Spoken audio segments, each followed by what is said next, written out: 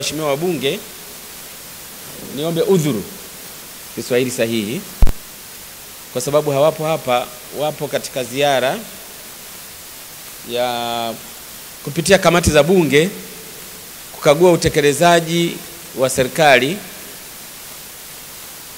kwa bajeti hii inayoishia sasa. Baada ya hapo bunge linaanza, na hili ndio bunge la mwisho kwa awamu hii ya miaka mitano. Kwa walivyoanza sasa ni mfululizo. Hakuna kupoa, hakuna kutulia mpaka mwisho wa mwezi wa 6. Kazi za bunge zikikamilika, katiba inamtaka Mheshimiwa Rais aende kulifunga bunge, kwa Kiswahili kingine kuvunja bunge. Na kuvunja bunge maana yake kazi za serikali za miaka mitano zinakuwa zimetimilika.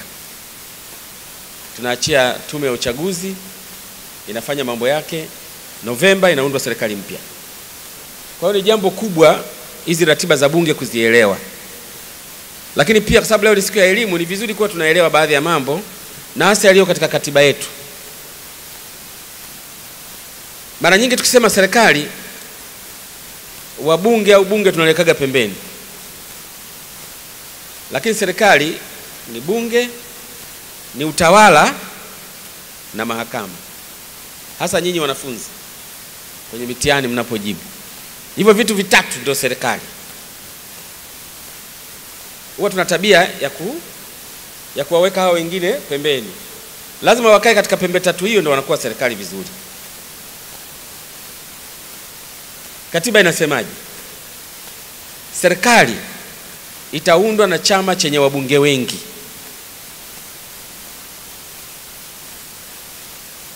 Waziri mkuu atatokana na chama chenye wabunge wengi.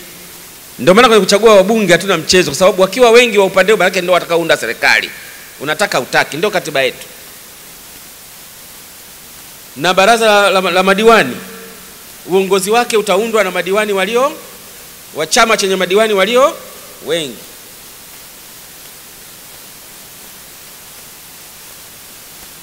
Kwa hiyo nitaka niishie tu hapo kwenye elimu, na ni vizuri tu tunapitia katiba kwa sababu ni muhimu sana ili kuelewa mambo haya yanaendaje.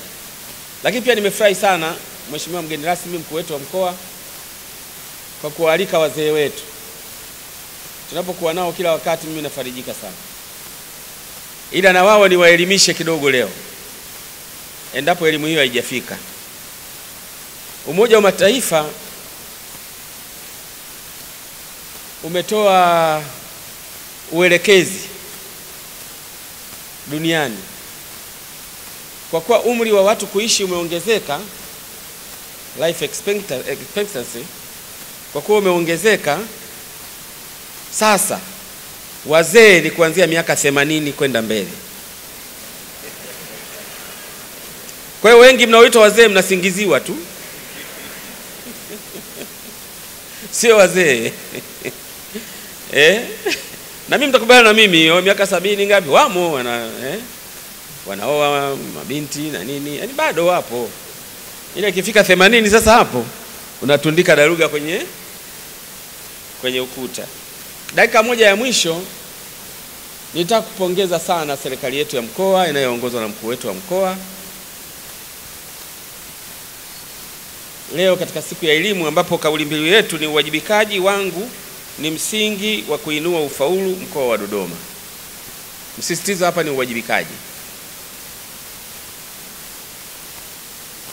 Miaka ya zamani, tutakubaliana na wazee wangu wale ambao tumekulia na mpaka leo tuko katika mkoa wa Dodoma, tutakubaliana kwamba miaka ile ya 70 shule zilikuwa chache sana.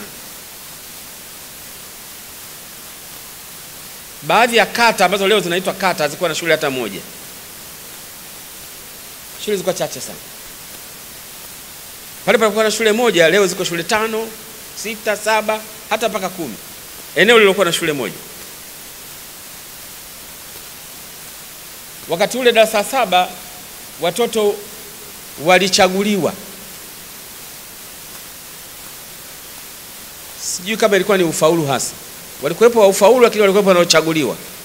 Kwa hiyo ilikuwa kwenda sekondari ni bahati nasibu. Na vijana wa mikoa mingine mingi walikuja Dodoma, wakarudia hapa, na wao ndio wakafaulu, wale walio wenyeji wakabaki. Kwa hiyo tumekuwa nyuma sana kwenye eneo la elimu. Na si kwa sababu ilikuwa ni jamii ya wafugaji pia, hatakuwa na msisitizo huo wa jambo la elimu. Kwa hiyo tulipitwa sana. Na tuliamini kwamba, na baadhi ya watu wakatuaminisha kwamba watu wa mkoa wa Dodoma wana udumavu. Na tuliwahi kuambia wakati mwingine hivyo, labda kwa sababu ya dhiki ya chakula na nini. Kwa hiyo, lakini leo kupitia uongozi huu wa mkoa imethibitisha nchi nzima kwamba Dodoma sio ile ya zamani. Si kweli kwamba kuna huo udumavu. Yawezekana asilimia fulani, na hiyo asilimia unaipata hata katika kila mkoa. Kama mtoto amekuwa lishe hamna, umaskini mkubwa, utapiamlo, kwa shako na kadhalika, kwa vyovyote vile ataathirika. Sababu matokeo yanayotoka sasa yanaonyesha kwamba inawezekana. Maana kitaifa na sisi tuko ndani ya 10 bora. Kwa hiyo nitumie nafasi hii kuwapongeza sana walimu wetu. Walimu wetu mnafanya kazi nzuri, mnafanya kazi kubwa, kazi iliyotukuka. Tunachowaomba leo ni kauli mbiu yetu, muongeze uwajibikaji. Walimu asanteni sana.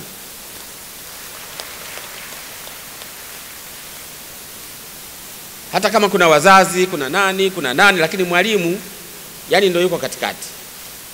Mwalimu akiamua inawezekana. Na walimu kwa kweli mmeamua. Na sisi kama wawakilishi wa hao wananchi tunasema asanteni sana. Asanteni sana, mbarikiwe na Bwana. Mama Samia! Mama Samia! Mama Samia! Asante sana.